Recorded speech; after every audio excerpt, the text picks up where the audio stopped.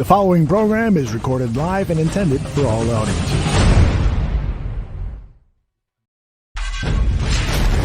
Coming this fall, the Barroom Network presents two fired-up Bears fans. They are ready to rumble on the Bear Debate.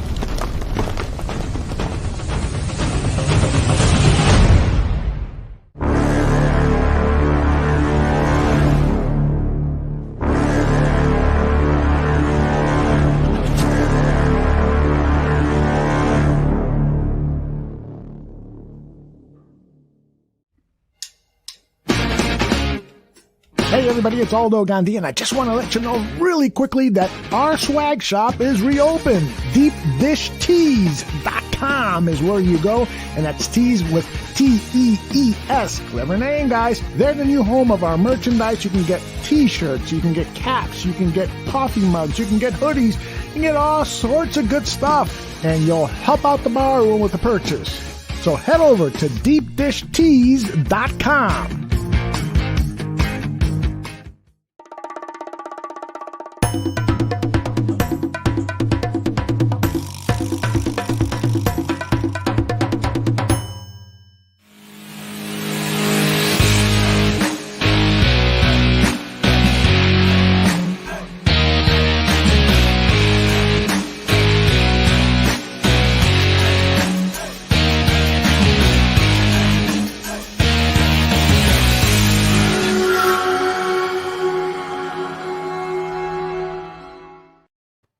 Am I a lucky guy or what? I did a show with Mike North this morning, and now I'm doing one with Greg Gabriel. Whoa, life is good. How are you, Greg? I'm good.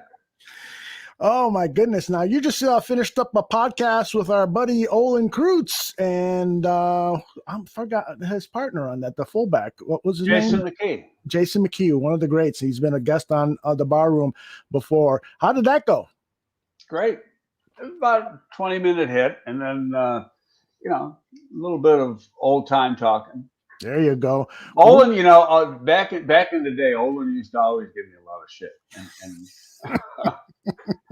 Tell people that story about him when you walked into the weight room and what he told. Oh, it was more than once. It was a lot.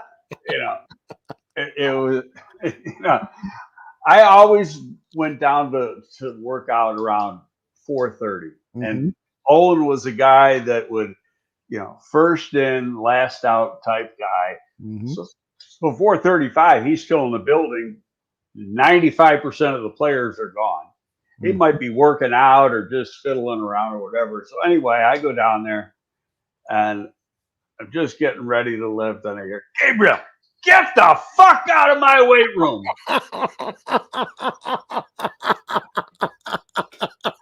And I just laughed at him. That's hilarious.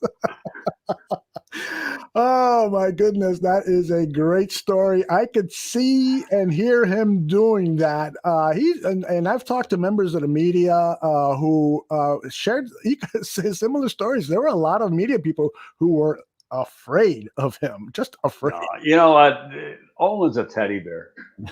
I got to tell him this Sunday. He really reminded me of my dad. Oh, really? My dad was a big guy and would scream and holler and swear and everything else, but inside he was a teddy bear. Oh, I love it. I love it. All right, we've got a lot to cover here, Mr. Greg Gabriel. The Bears made their 53-man roster known, and they've been tinkering with it since. So by the time this show is over, who knows what it might look like, but we're going to cover it as is in real time, and I want to go position group by position group and get Greg's comments on every position group. So let us start with the quarterback position, because of course we always start with the quarterback position, and the Bears are carrying three quarterbacks. Do you think this is going to last all season? What are your thoughts about three quarterbacks on the roster?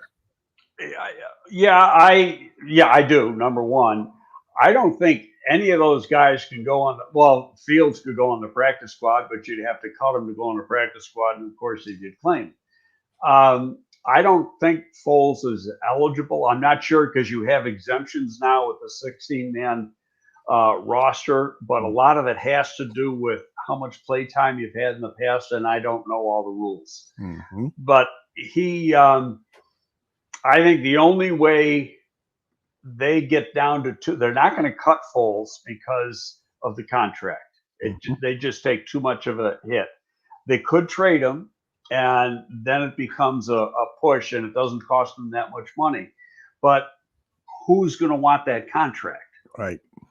So I think Nick is here for the entire year, and you can't take it away from Nick. Nick played damn well Saturday against Tennessee.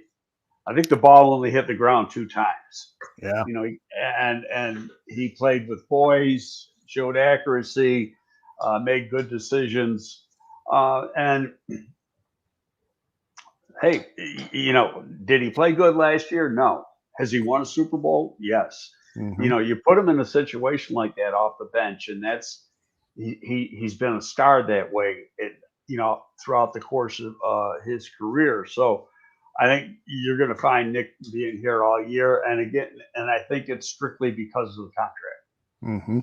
All right. Before we talk about the running back room, this is what Ryan Pace said yesterday when he met the media about the running backs on the team. We love the running back room. We love, from Montgomery to Damian Williams to Khalil Herbert to the guys we put on our practice squad. We think that room's a strength of our team. What do you think about the running back room? Do you think it's a strength? I mean, those are pretty big words to say it's the strength of the team. Herbert, Montgomery, and Williams. What do you think? No, I agree with him. It's there's more speed than there has been, and when you get Cohen back, there'll be even more speed. Damian Williams can run, and Khalil Herbert can run. Montgomery plays faster than he times. I think he's a lot better shape, a lot less body fat. If you threw him into a bod pod, you'd probably see that he's probably 3 or 4% less body fat than he had when he was at the combine. He was a mid 4.5 guy then. He's probably a step faster than that now, but he's got a quick burst. I think they complement each other very, very well. I always liked Damian Williams. I don't think he's a great inside runner, but he's got cutback skills, excellent receiver out of the backfield, can get outside. He can get the home run. Herbert, I loved his tape from Virginia Tech. He played on a terrible Kansas team for his first 3 years in college. He didn't put up the numbers that he put up at Virginia Tech last year, but he had a lot of home runs when he was at DPI, and nobody says DPI anymore either. Yeah. I like that group. I'm kind of anxious to see what Herbert can do as a kickoff returner. Mm-hmm. He did a good job in college. Hopefully that'll carry over to the NFL game, and where it's going to be tough to duplicate what Cordarrelle Patterson did. If you can get 23, 24 yard average out of him, he's done a great job. Yeah. Hey, somebody in the chat room, Doug Dyer, is asking, would you mind giving a grade to each position group? Is that something you'd be comfortable doing? Not now, because you haven't seen enough in the preseason. Okay. We get to midseason. Could we do that? Yeah, but I've stuck with this theme throughout the preseason, and that the way things are done in the NFL right now, it's more about individuals than team. Practice is about team. The preseason games that we see, it is more about individuals, and so you're really not seeing things come together as a team. And then like the wide receiver group, which you might put up next, hell, we haven't even seen it. We've only seen backups, and a bunch of those guys are gone now. Yeah. So, Allen Robinson, you haven't seen him. I think Mooney played one play in the first preseason game, and that was it. Mm-hmm. Yeah, that's definitely fair enough. So, Doug, circle November 15th. That's the day. That's the Monday after their bye week. And so Greg and I will probably then go through grades since we won't have a game to talk about. We'll go through grades and cover lots of other things. And before we go on to evaluating position group by position group, before we went live, we talked a little bit about, you actually mentioned that this will be the last time we'll likely hear from Ryan Pace until after the season. What is the protocol? What is the standard there? Why do the Bears and other general managers do that? It's just a general protocol or feeling around the league that the head coach during the season is the face of the franchise. Mm-hmm. He's the spokesman. And so they let him, the GM is obviously very active with what goes on. Mm-hmm. But unless something catastrophic happens, mm-hmm. you're not going to hear a word out of the GM, and that's standard across the league. Yep. Except for one guy, Jerry Jones. He can't help himself. But he talks every Monday morning. But he owns the team too.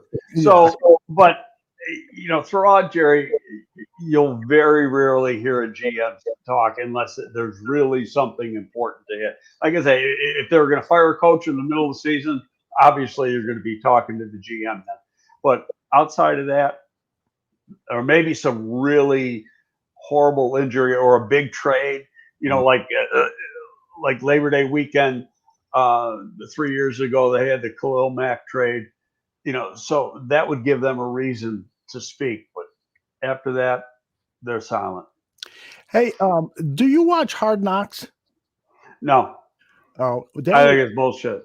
Oh, really? Yeah, a lot of it's staged.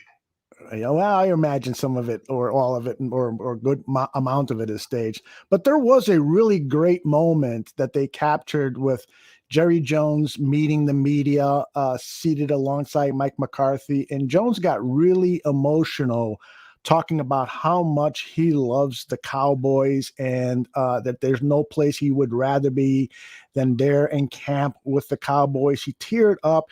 It was just such a genuine moment. And you can feel whatever you want about Jerry Jones, but he's a great guy and just an interesting figure. You agree with me? Well, I think he's great for the league. Mm-hmm. He by himself changed a lot of things, the way things are done in the league as far as marketing and stuff. He was way ahead of the curve. And this is going back to when he first came in the league in 1989 or something like that. Mm-hmm. And he's made a lot of, just his ideas has made a lot of money for the rest of the league and for other owners. Yeah, he really is. He's quite the guy. So let's get back to our 53-man and look at the receivers now. There are 5 on the club: Damian Byrd, Marquise Goodwin, Darnell Mooney, Brashard Perriman just recently picked up, Allen Robinson, and Nasima Webster, another guy just picked up. Tell us what is going on here. People are upset that Rodney Adams is not on the 53. Okay, well, let's hit Rodney Adams first. And I put this out in a tweet last night. Mm-hmm. Rodney Adams had an outstanding preseason. Based on that, you'd say, okay, he should make the team. But where is he on the depth chart? I don't care how good a preseason he had. He's 5 or 6 on the depth chart. Mm-hmm. And 5 or 6, got to be able to give you something on special teams. You go back and you watch those games and you see if he's in one play on special teams. Mm-hmm. He's not. And so that's why he'll be, I assume, going to be back on the practice squad this afternoon. Waivers ends at 3:00 Central Time today. So that's, if anybody's wondering, it's 11:45 right now. So we got another 3 hours and 15 minutes. If he clears waivers, I assume he's going to get one of those 3 spots, but we're not going to know it till then. Practice starts in an hour and a half. I assume, I'm not 100% sure of this, that you'll find out 2 other names by the time practice starts. There you go. We've got a show tonight, Danny Shimon on Bear Truth, and so we'll cover the latest roster updates then. Let's get back to that wide receiver room with these 5 guys. Tell me what you think about them. A lot of speed, more speed than I've ever seen in a Bears wide receiver group. Now, if you take their speed coming out of college, Bird, Goodwin, Darnell Mooney, Harriman, they're all sub 4.4 guys. Mm-hmm. And Goodwin was an Olympic long jumper. That says enough right there. So, he was a 27-foot long jumper at his best. Webster is a return guy. That's why he's here. Right now, he's going to be your number one punt return guy. I don't know if he does kickoffs, but he'll be the number one punt return guy. And I think to go back to a guy who was drafted, one of the reasons he was drafted was to do punt returns was Daz Newsome. But if you guys recall, Daz missed, I think it was the second day of OTAs. Mm-hmm. He broke his collarbone, had surgery, so he missed the rest of OTAs and minicamp. And then he missed the first couple of weeks of camp. So he's behind. And yes, could you keep him as a punt returner? Probably, but at the same time, if you got to play him, I don't know if he's ready to step up to the plate and play from scrimmage right now. So he's on the practice squad. I think Webster's got to, he's new. His numbers aren't that great as far as what he's done in the league, the last couple of years as a returner, but he's better than what they have. And it's just important that you have a good guy back there. More so, just you got to have somebody be able to field the ball that you can trust fielding the ball. If he gets yardage, that's a bonus. Mm-hmm. People are asking why was Perriman cut at Detroit, and their coach said that basically he had this hip injury, so he missed some time, and they just didn't see enough to feel comfortable to continue. And I think they lost $2 million on that cut because when he signed his $2.5 million contract, Perriman did, it was $2 million was guaranteed. Now the guy still has speed. The guy can run. I mean, I'll put up some highlights. What are your thoughts about Perriman? Can he help this team? I really liked him coming out, and I don't know what happened to Baltimore. Now, he was hurt his first year, so he was on IR the first year, but he never lived up to expectations with Baltimore after that first year injury. Mm-hmm. The last 2 years he's come on. In fact, right before we started the show, I looked up his numbers. He's got 66 receptions for better than a 17-yard average and 9 touchdowns over the last 2 seasons. Mm-hmm. So he's a big guy. He's a physical guy. I think he weighed about 215 when he came out. He's probably over 220 now. He was a sub 4.3 guy coming out. Both his 40s were under 4. He didn't run at the combine. I don't remember why he didn't run, but at the Central Florida Pro Day, he ran like 4.27 and 4.28 or something like that. And, jumped out of the building as far as the vertical and the long jump go. His athleticism is superior. They want a lot of speed on this team. Demir Bird's another guy who ran a sub 4.3 type guy. Mooney last year was a 4.36.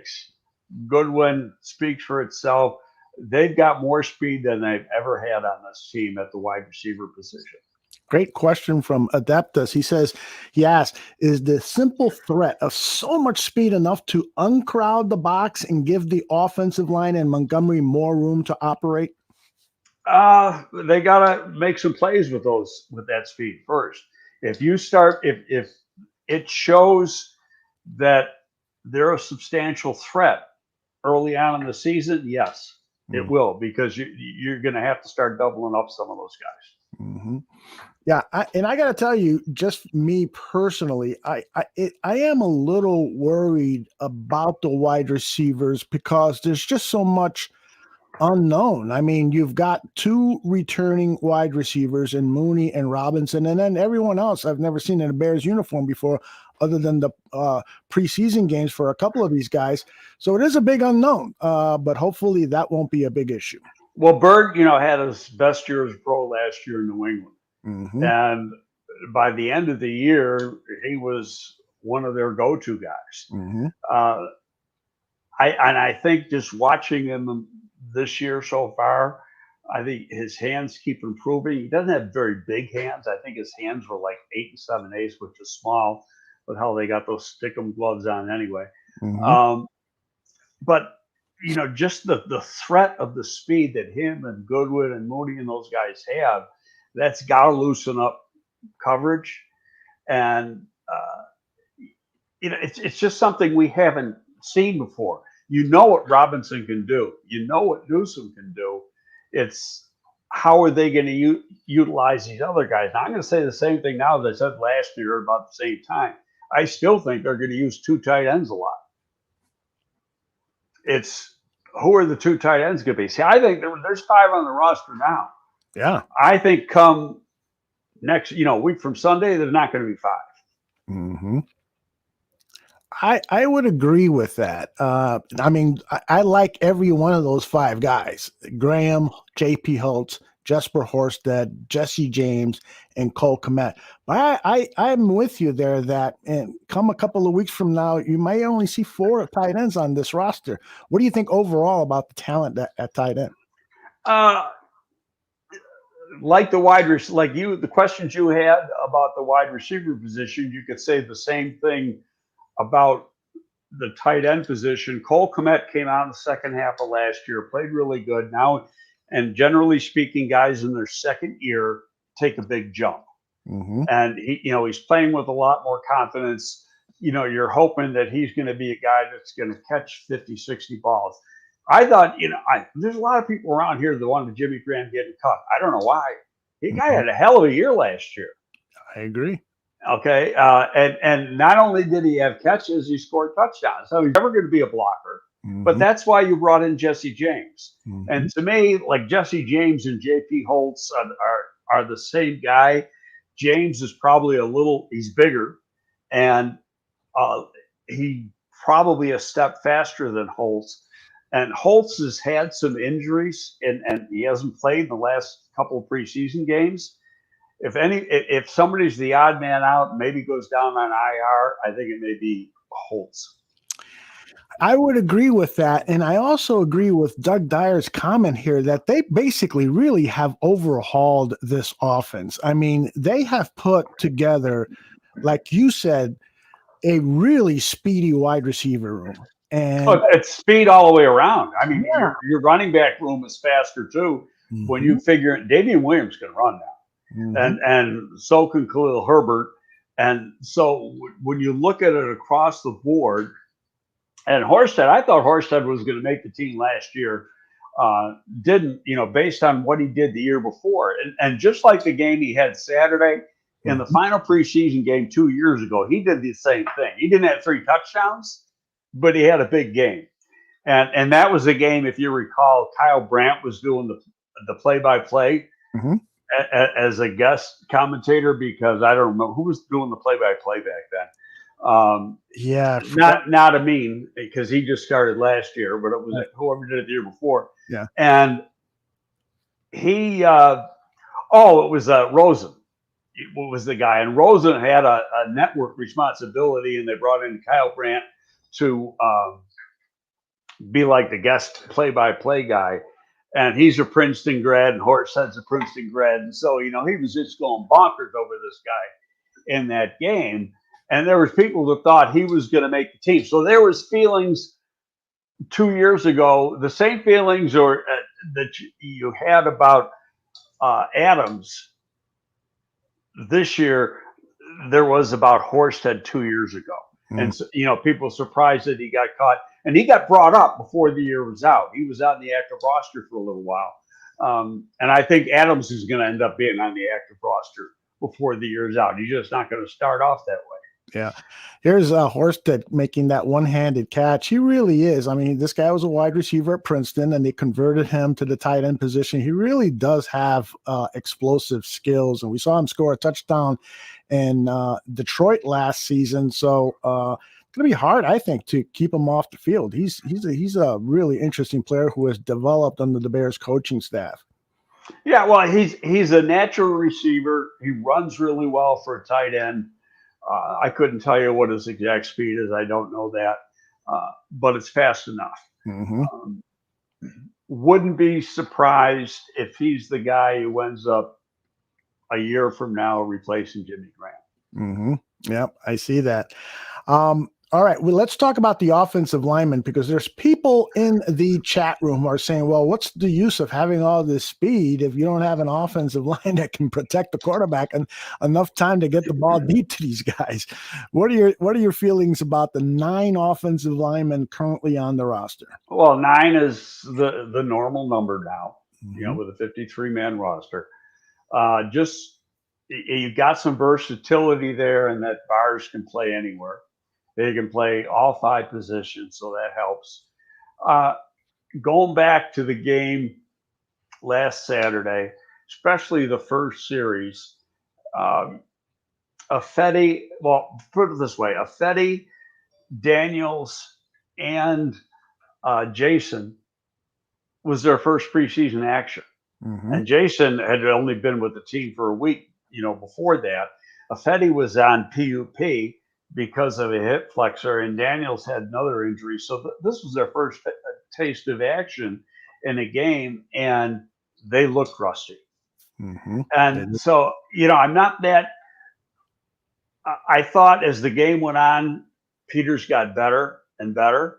Mm-hmm. Affetti, the main thing I saw with Affetti was that, and I was saying this on the podcast with Olin, is that his pass sets were off, and he was going a little bit too deep and turning his shoulders.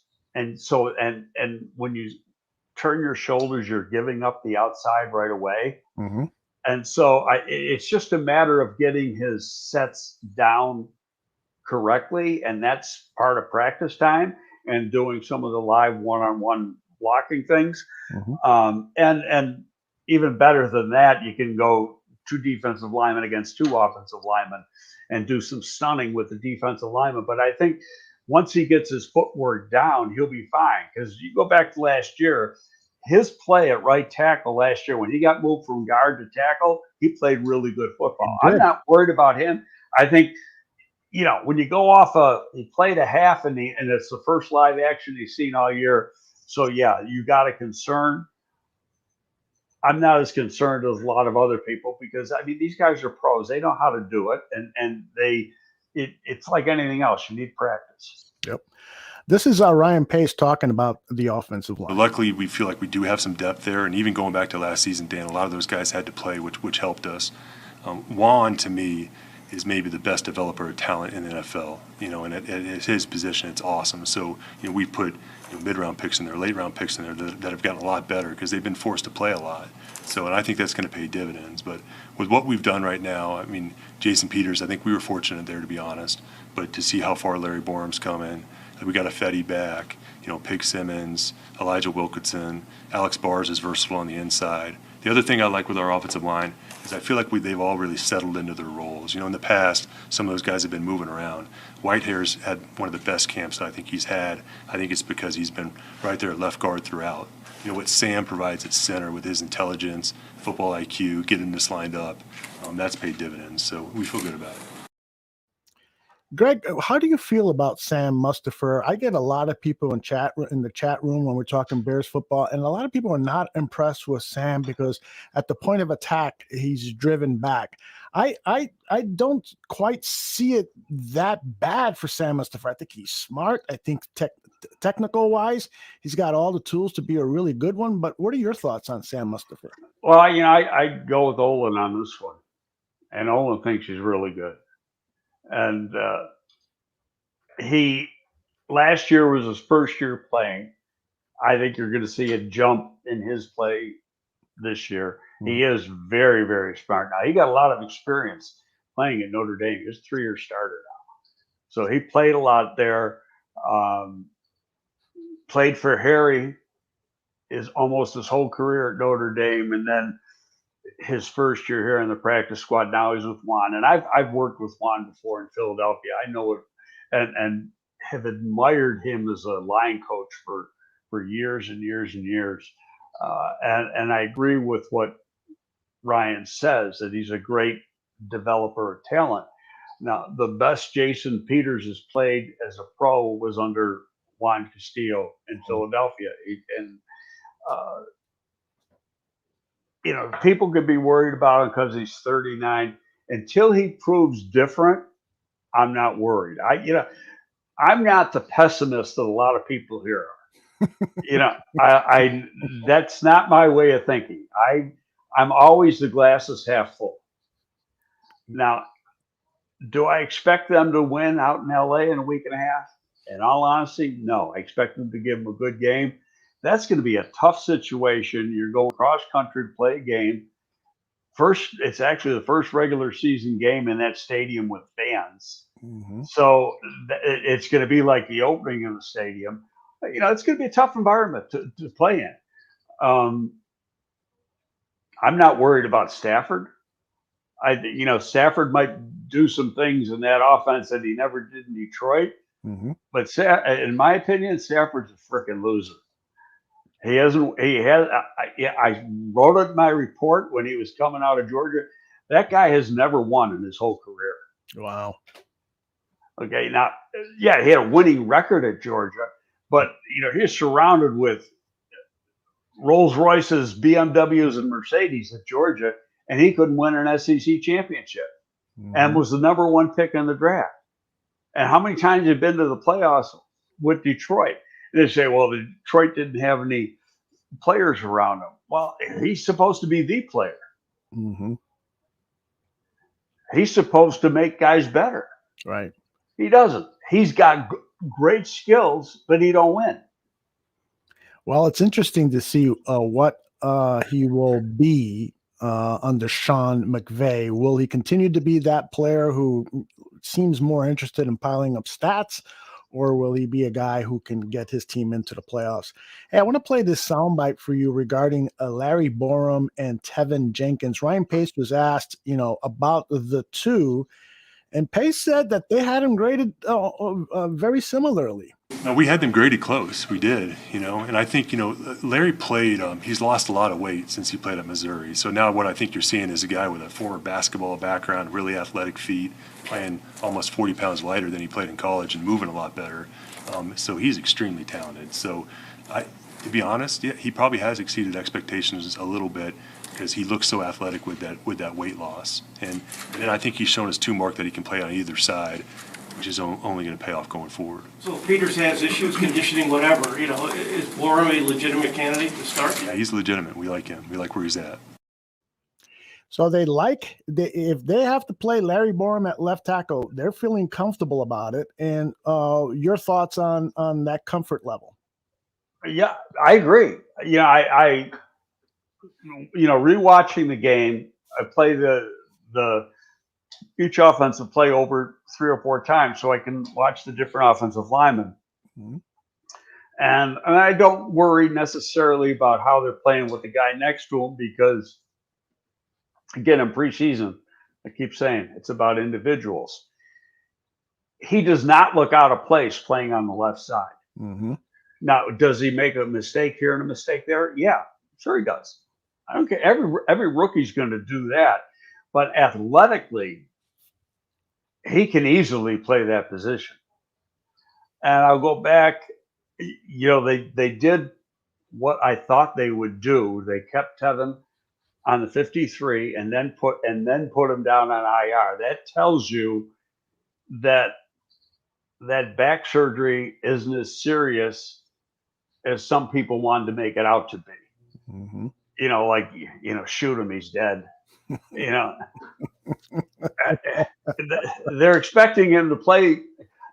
My guess is that he won't miss half the season.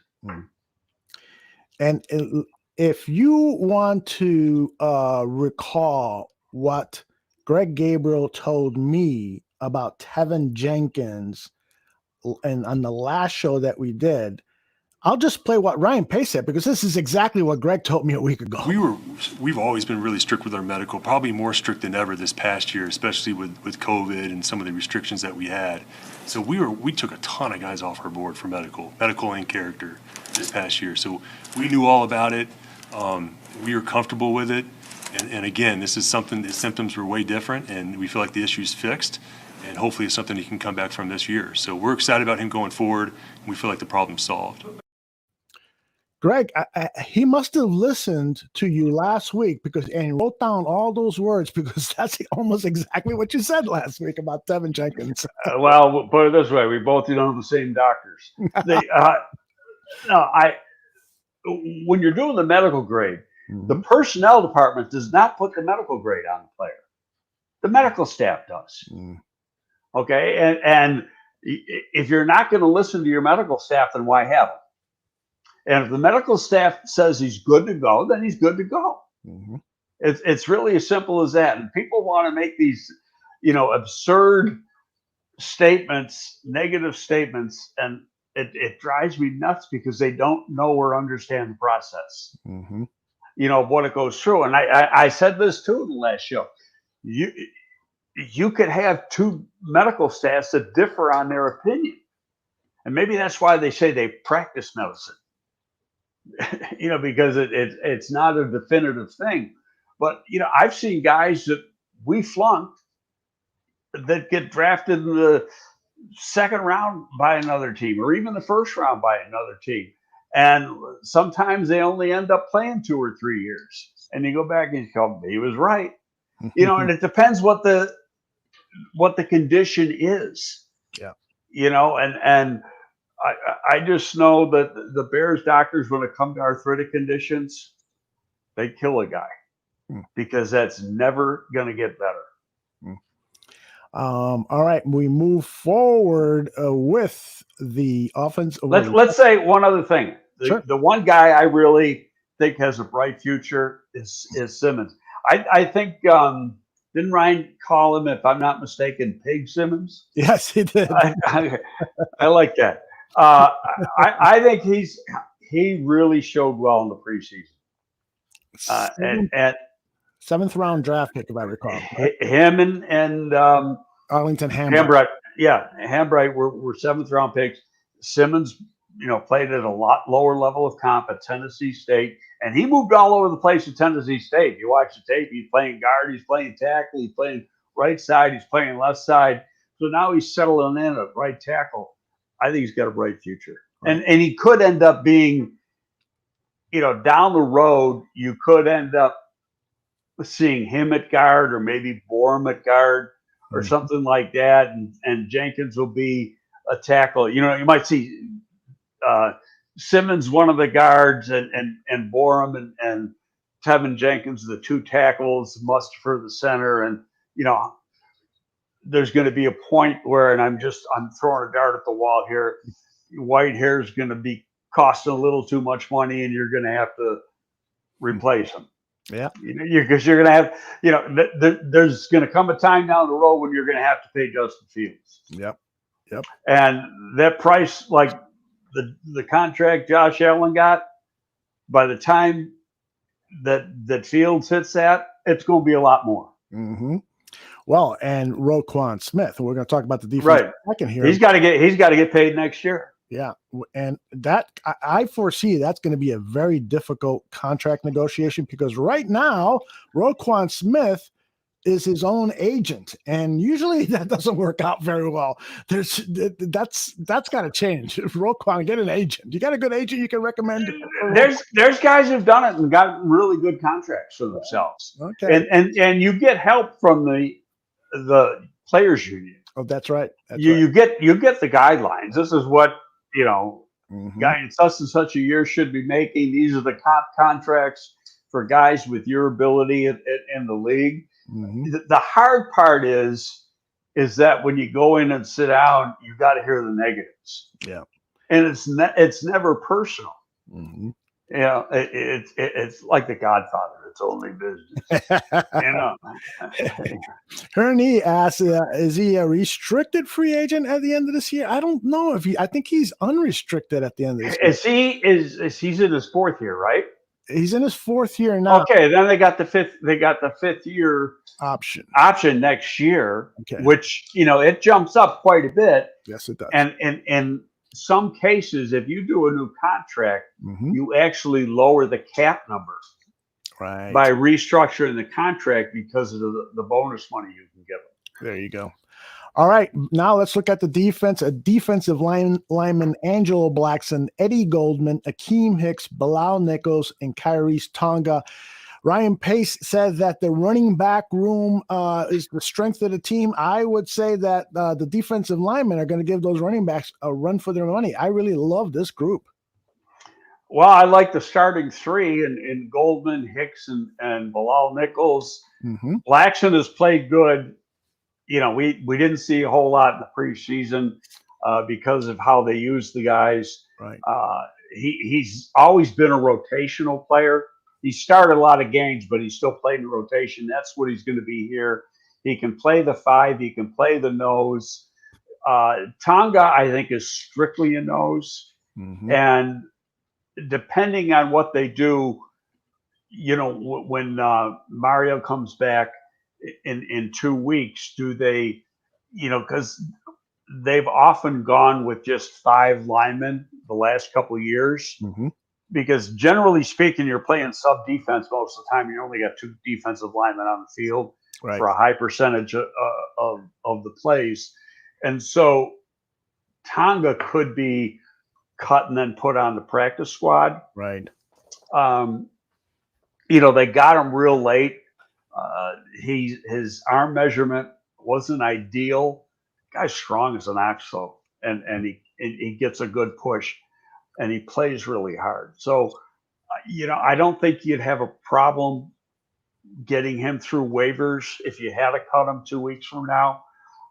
But that'll be interesting because you know, do they still have 5 tight ends when Mario's got to come back? Then one of those tight ends is going, and they go with 6 defensive linemen. Mm-hmm. And we go to the next position. You're a little bit overloaded there at inside linebacker too. Mm-hmm. And you're overloaded there because of Danny Trevathan has been put on IR, so they probably wanted a little depth there. Who do you think is going to be released when Danny T returns, hopefully in a few weeks? My guy to be released on that group would be Josh Woods. Yeah, he's been disappointing at times. He really. Well, I just think he's got limitations, but he plays well on special teams. Yep. But you notice the guy I've been jumping on the table for the last month. He's still there. I know what you're going to say, Caleb Johnson. Yes, indeed. Yeah, I like him. The old man still knows what he's talking about. I love it. Any concerns at all with this inside linebacker group? Other than, of course, Danny T not playing the first several games. I hope what we saw from Ogletree in preseason isn't a mirage. Mm-hmm. Now, you go back to his first couple of years in LA, and that's what we saw here. He was great. And then, and I don't know the reason, his play just fell off the cliff. Mm-hmm. And, but he still got some money from the Giants to go there, and they ended up getting rid of him, I think, after 1 year, and he's bounced around a little bit, but he's come back. He has shown in the past that he can play, and maybe he just knows it's last chance you right now, and he's got to play good or he's gone. Yep. But if he's on his game, that inside group got better. Mm. The guy that surprised me in the preseason, because I was ready to write him off, was Iyiegbuniwe. Joel Iyiegbuniwe had an excellent game 3 after looking so good in the first 2. Yeah. And he's played another guy that's played well on teams. And you can't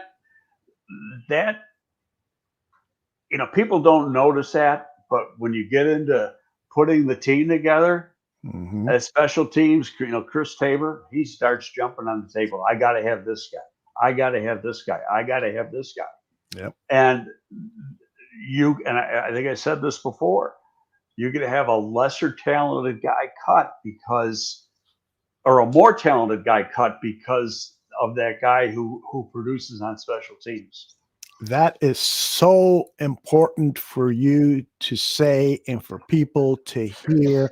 For instance, the wide receiver that was cut. Adams.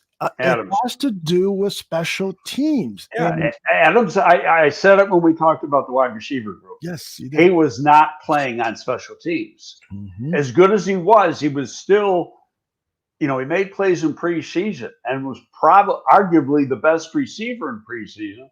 But then at the same time, none of those guys in front of him were playing. Mhm. So he was at best the fifth receiver on this team. And as 5 or as 6, you have to be able to play teams.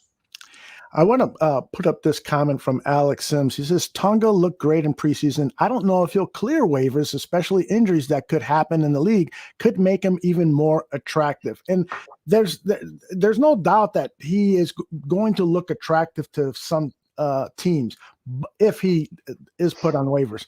But don't a lot of general managers and coaches kind of fall in love with their own players and are hesitant sometimes to bring in somebody else from another team because you got to teach them the playbook, the culture, and so forth?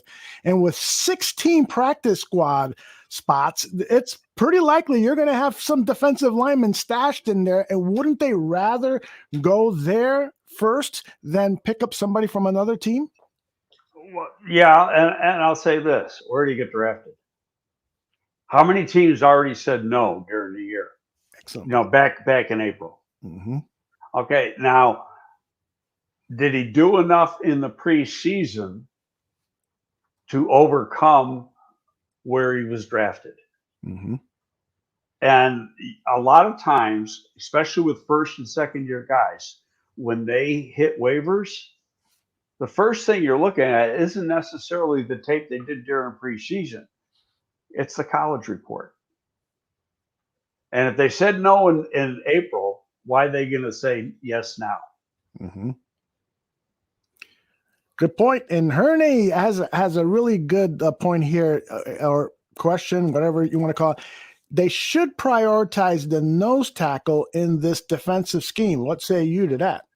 No, because of you very rarely are playing your base 3-4 package. First and 10, you're doing it. But when you got when the offense is coming out with 3 wides, mm-hmm. you're playing nickel. And when you're playing nickel, you got 2 interior defensive linemen on the field, not the nose. Mm-hmm. Now, Eddie can play as one of those 2 interior guys. He's athletic enough. When he first came out, he really couldn't do that. He's more of a 340-pound guy. Mm-hmm. And, now he's 320. And he can play that. Well, he's not a dominant pass rusher by any means. He gets a good push. Mm-hmm. You're still only going to see him. If you look at the total number of downs he plays in any given year, throughout last year, obviously, because he wasn't here, he probably gets the least snaps of the starters. So it's not, it's the way the game's being played. It's not the scheme. Okay. The scheme is the way when Vic was calling it, and even the last 2 years when they were calling it, you were up around 75-80% in your sub package. So if you're 75-80% your sub package, it really is your base package, right? And that's playing 2 interior linemen. Lots of great thoughts and opinions in the chat room. I'm sorry I can't share them all. We've got to move on, and this is a perfect segue to talk about what's going on in the outside linebacker group and the cornerbacks and safeties. So let's look at that OLB position first. You got 4 guys in the room: Jeremiah Atoshu, Trevis Gibson, who I'm really high on, and of course the veterans Mack and Quinn. Your thoughts on the OLBs? I like the group a lot. I really liked Gibson when they drafted him. Mm-hmm. Little raw, but you saw the tools. Mm-hmm. And now, having been in the league for a year, you can see. I keep going back. You see that jump the second year. He's having that second year jump, mm-hmm. and he's going to get a lot more play time. Wouldn't shock me if he ends up being your starter midway through the year. But they're still going to play regardless if he's your starter or not. Right. Mac's going to get the most number of snaps, but he's getting rested too. Yeah. All four of those guys are going to play every game. Totally agree with you. I went to Family Fest, the Bears scrimmage with Danny Shimon, and Danny pointed out Gibson to me, and he said, "You see that body? He didn't look that way last year. That's an off season of NFL training, and he does look like he's added like 20 pounds of muscle.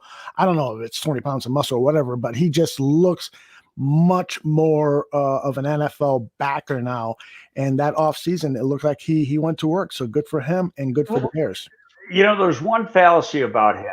I mean, he's redistributed his weight a little bit, but when he was coming out, he did 26 reps in the bench. That's better than a 400-pound. It's equivalent to better than a 400-pound bench. He did not lack strength. Interesting. At least in the upper body. Right. Okay. Now could he have increased his lower body strength in the last year? Yeah. And then also lowered his body fat and gotten stronger. Yeah, he could have done that too.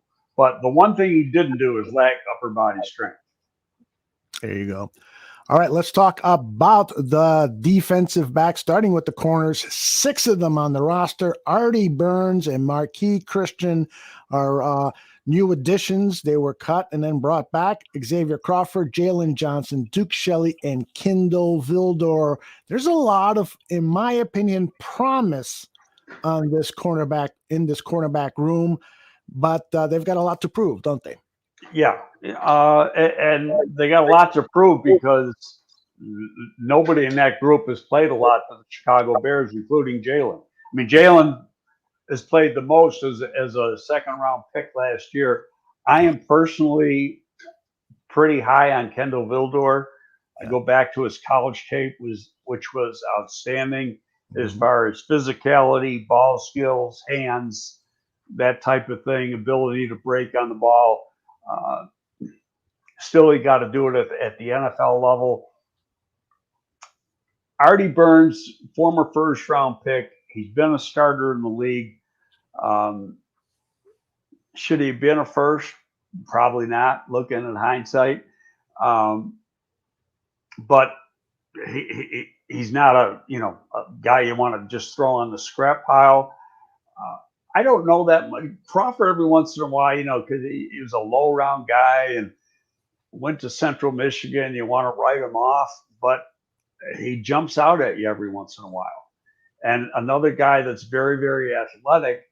The only guy, the guy that I'm least high on, and he's actually started to jump out last week in the game, is Duke Shelley.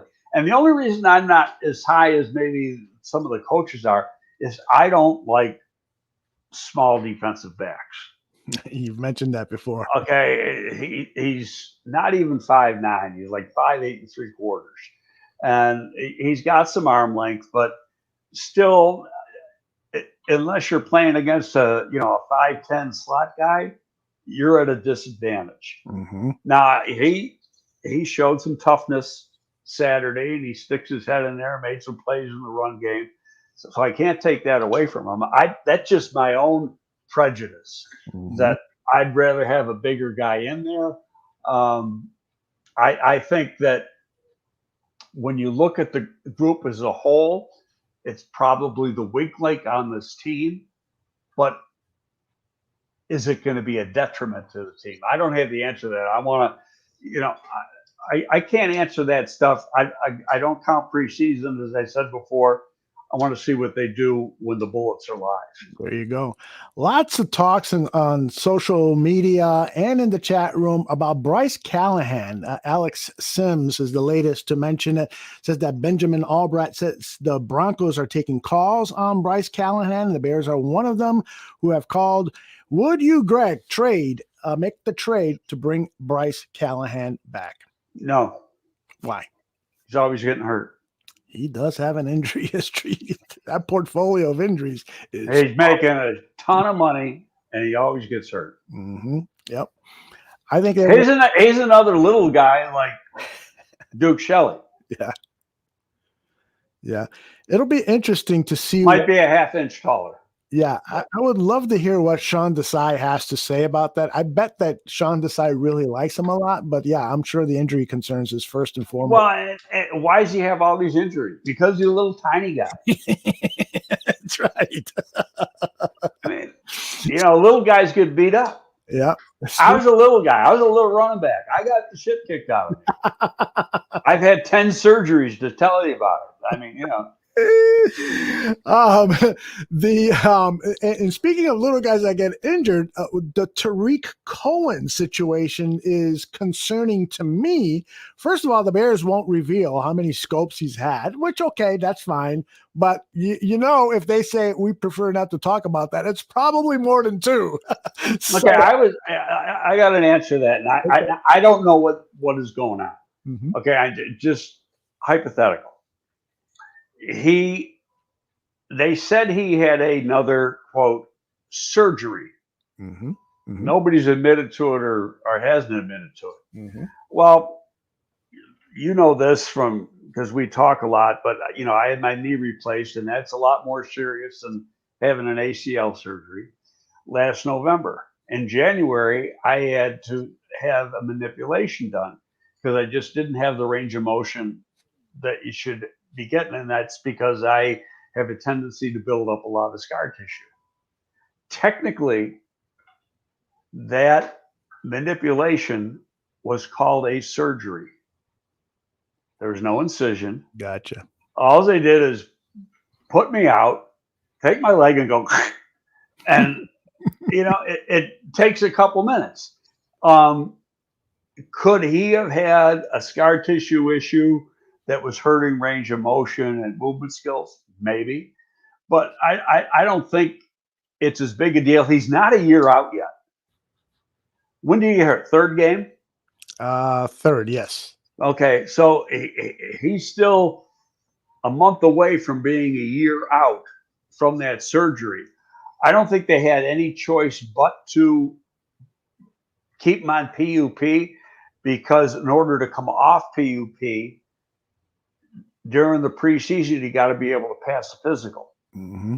And technically, you can't pass the physical. So you had no choice but to keep him on PUP. And I think with a player like him, you're much better off playing it, being cautious with it and go out that extra few weeks and have him miss 6 games than bring him back too early. Yeah. I got to say, I think there's a good chance Bryce Callahan is going to be cut. And so wouldn't that be, if you're entertaining acquiring Callahan, why don't you just want to wait for that to happen? Because I don't think any team is going to trade for him in that salary. I just don't. No, he's making what, $6 million? Yeah, exactly. So see, I want to use a word. I can't use it because it's, we're in the politically correct and incorrect mode and all that other stuff. So, I probably get blackballed and canceled.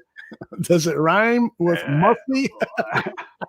So, but you can. I love this show. All right, let's talk about the safeties and get ourselves out of trouble. It is looking like Deion Bush, DeAndre Houston Carson, Tayshaun Gibson Sr., and Eddie Jackson are the 4 safeties for the season. I don't anticipate there being any changes there unless there's an injury. I feel good about this group. I love the fact that Jackson, for only the second time in his career, gets to have a returning safety play alongside him. That is huge. Yeah, no, it's a pretty good group, Mm-hmm. and I think that you go back to Vic's scheme, it was more left corner, right corner than strong free. Mm-hmm. And I haven't paid that much attention yet in the preseason of what Sean is doing, but I think he's going back to what Vic did. And I could be totally wrong here, Mm-hmm. where it's left and right versus strong and free, which means you're really playing kind of both depending on the formation, etc. I think that's going to help him make more plays this year. Yeah. Jimmy Moreland is available. Alex Sims brings him up, and Danny Shimon on social media brought his name up. I think he got re-signed today. Okay, so he's probably Didn't Detroit have him or somebody had? I think this morning. I think I saw him get. Let me see if I picked can up again. look that up really quickly. Jimmy Moreland. He was at SIU, was it? I don't remember, but I thought I saw this morning that whoever caught him brought him back. Yeah, I not seeing anything. And I may be wrong. It just kind of rings a bell. Yeah, he's still available according to what I'm seeing on social media. But if he is available, do you recall scouting him and what you saw in Jimmy Moreland? No, I don't remember that much about him. It could be a guy. Like I say, you got a week and a half before the first game. Mm-hmm. There still might be 3 or 4 more changes on this team. Absolutely. And So you could bring guys in for workouts, like what you see for the workout. Now, by league rule, the next 3, they're practicing. They start practice in another hour, and then they have Friday, Saturday, and Sunday off. That's across the league. Okay. With the players, but you can bring a guy in to work them out, right? And make a decision and sign them. Part of the thing is too, though, if the guy's vaccinated, I think, and I'm not 100% sure on all these rules. Okay. But if a guy's vaccinated, he can go from team A to team B without having to go through a 5-day waiting period or whatever. Right. If he's unvaccinated, he's got to quarantine for 5 days before he can start up with the new team. Okay. So some of that's going to play into it with some of these player moves around the league. Mm-hmm.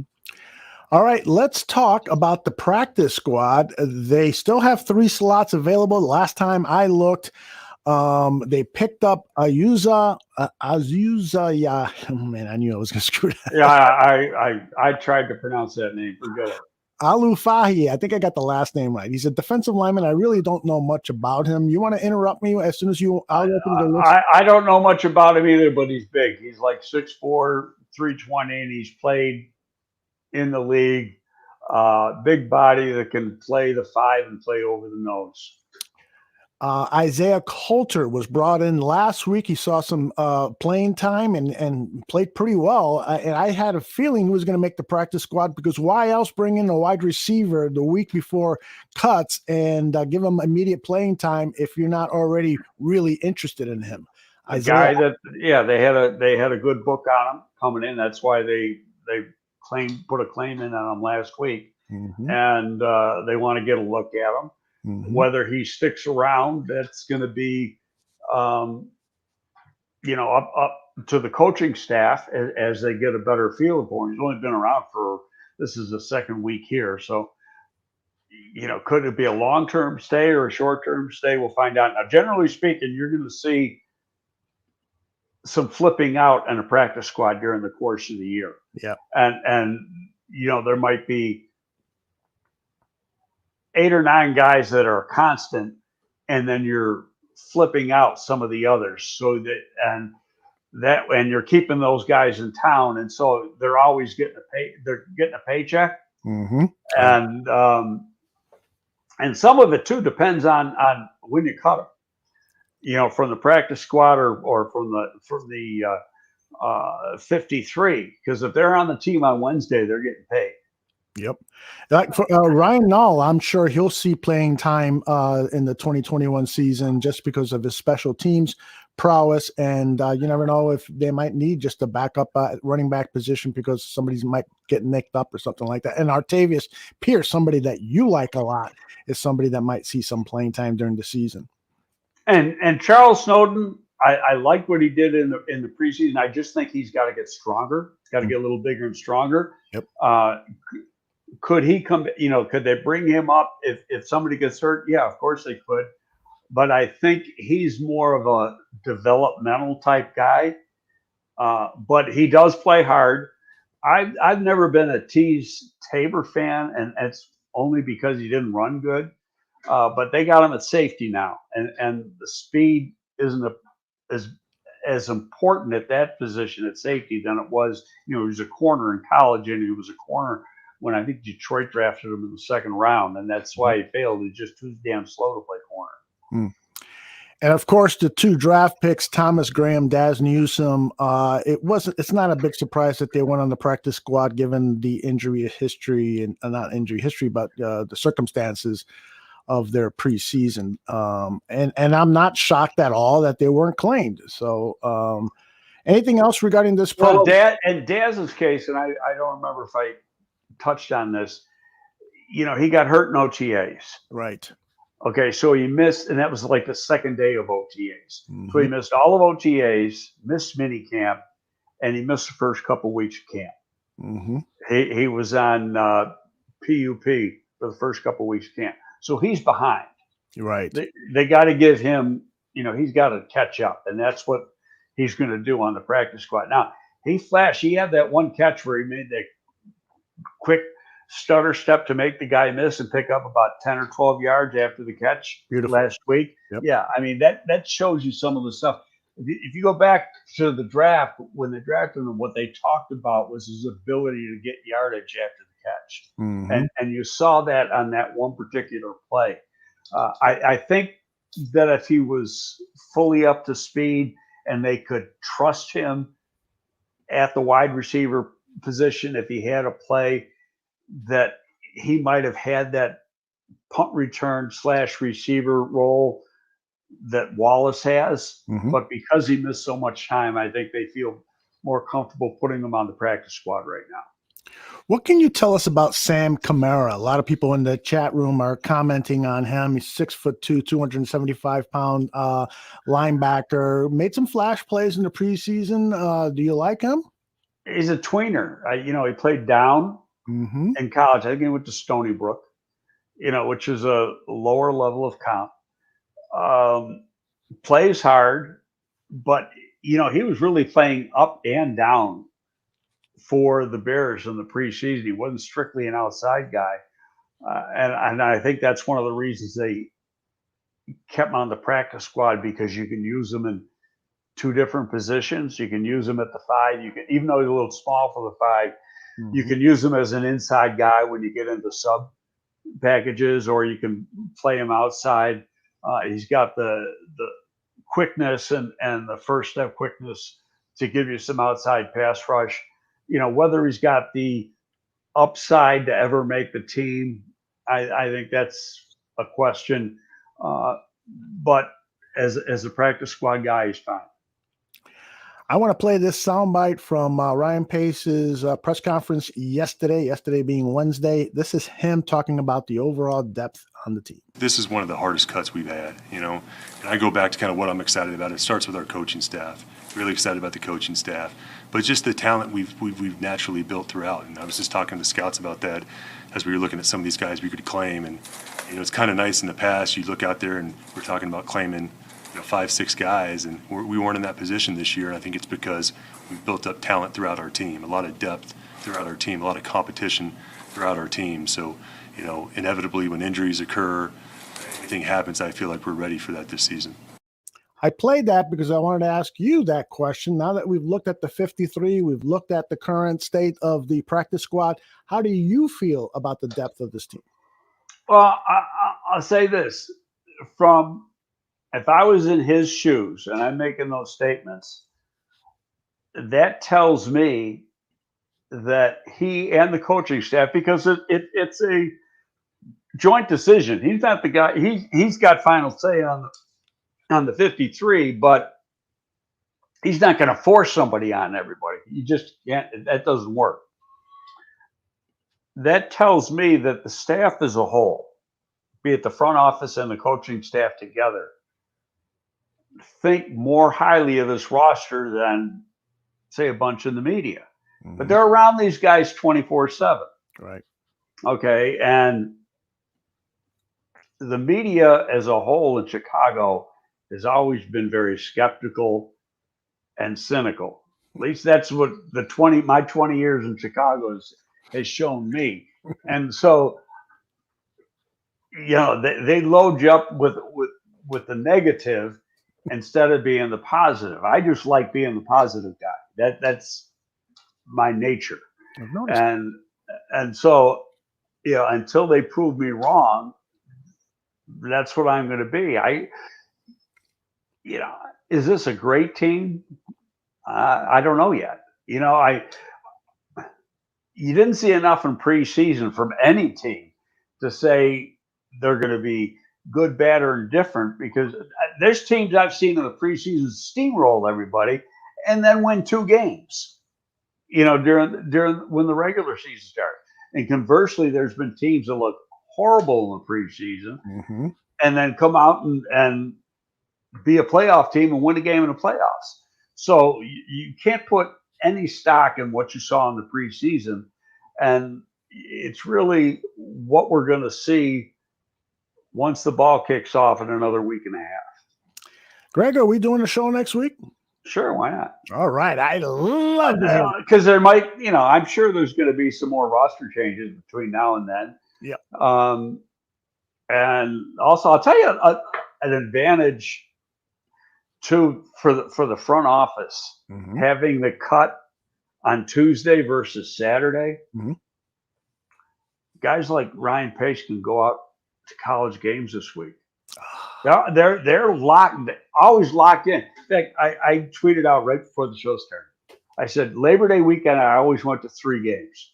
It's usually a Thursday night game, a Friday night game, and for years Michigan State's playing at Northwestern tomorrow night, but usually Michigan State is playing at home on Friday night, Labor Day weekend.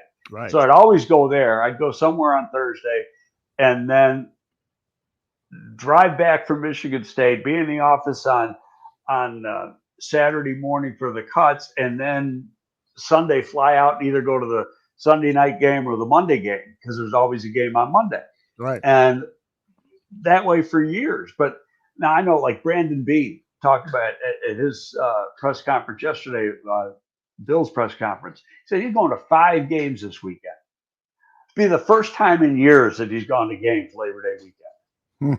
And I think, and that's going to be the same across the board, and that's just going to help teams come next April, because your decision makers are getting out a week earlier than they usually do. And in fact, last year they couldn't go out; they weren't allowed out because of the COVID rules. All right, the most important question I'm going to ask you for this entire show: Sunday night, Notre Dame at Florida State. Notre Dame is giving 7.5 points. You think I should bet on the Fighting Irish, my favorite college football team? Well, they're one of my favorites too, and Florida State was horrible last year, and that program isn't anywhere near what it used to be when Bobby Bowden was there, and then Jimbo after that. But still, it's an opener and a tough place. I've probably been to games there at least a half a dozen times, maybe more. And it's a tough place to play. I think Notre Dame could win big, but at the same time, it's on the road and it's an opener. And they got a new quarterback. Even though he was a starter at Wisconsin 2 years ago, he got hurt last year. That might be a game from a betting standpoint, I'd stay away from. Yeah, I'm always a little bit nervous about those road games like that. Last question. Do you want to share a story about you, Phil Emery? Me, what? You and Phil Emery met once at the Senior. You don't want to share that story? No. No, that's private. That's private. I will not share it with anyone, but it won't be the last time I'll ask you during this season of shows. No, that's let bygones be bygones. Okay. Greg, I really, really enjoy doing this show with you. I learned so much, and apparently people in the chat room agree. They're learning too, and love to hear your opinions on things. So we will be back next week. We'll pick a day that's convenient for us. Obviously, we can't on Monday. It's Labor Day, but we'll pick a day, maybe even a week from today. We can do it again. And then during the regular season. We will be on the day after the Bears game, and Greg will give us detailed review on the performance of the Bears and give us a quick preview of the upcoming opponents. Greg, anything you want to say before we say goodbye? No, I think we're good. All right, then. Thanks, Greg, and thank you all for listening live. And make sure you let your friends know that this show is archived on the Barroom Network YouTube channel. It can also be found in audio podcast version wherever you get your podcasts. Goodbye, everybody.